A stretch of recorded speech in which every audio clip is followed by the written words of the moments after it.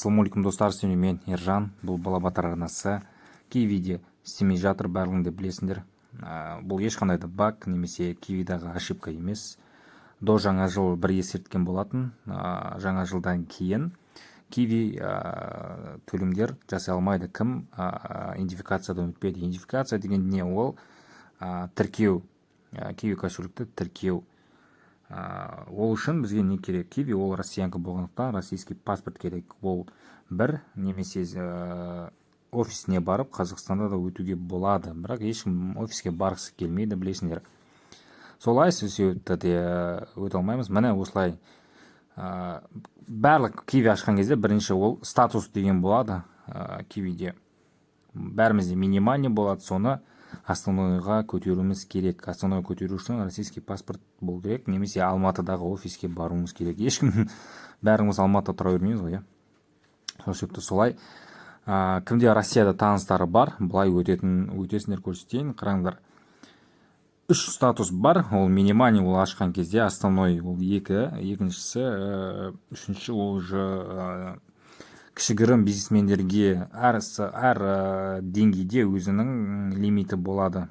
Қараңдар, мысалы ашқан кезде бірінші біз 20 000 рубльге дейін істей алатынбыз. Қазір оны да істей алмаймыз, себебі идентификациядан біз өткен жоқпыз. Жаңағы сұрақ қалай идентификациядан өтеді? Сол Россиядағы танысыңнан данныйын сұрап аласың, паспорт, имя, фамилия, отчествосы бар болса бар, сосын туған күні, номері, потом ин сұрайды. Екіншісі инін жазасын, міне осы жерге фамилия, имя, отчество және де номер, паспорт басасың, подтвердит данный, и вот сен аласың.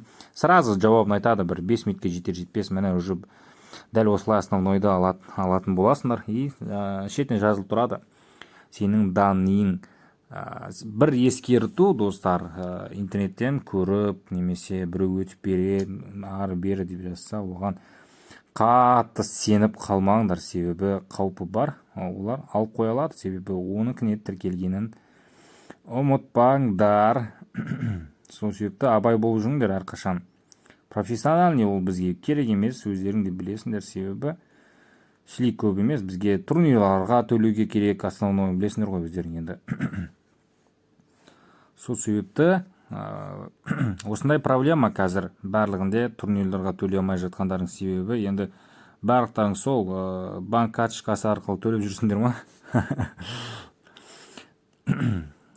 Телеграмдардан негізі табуға болады, енді абайлап, көп сума емес, аз сумамен қолданып жүрсеңдер, телеграмнан табуға болады данныйларды, солай тіркеу керек. Бір паспортқа қателеспесем 4-5 адам тіркей алады. Менің есімнен шығып кетпесе, 4-5 адам бір паспортқа тіркей алады. Бастысы солай, осылай қолданып жүрулеріңе болады, кішігірім осылай өтесіңдер и тіркейтін боласыңдар. Турнирлерге төлеуге, дальше донат жасауға осылай істейтін боласыңдар. Сұрақтарың болса ВК-ға жазыңдар. Барлықтарыңа көп рахмет. Түсініңдер деп ойлаймын. Бұл ешқандай да баг емес, проблемасы емес. Барлықтарыңа көп рахмет.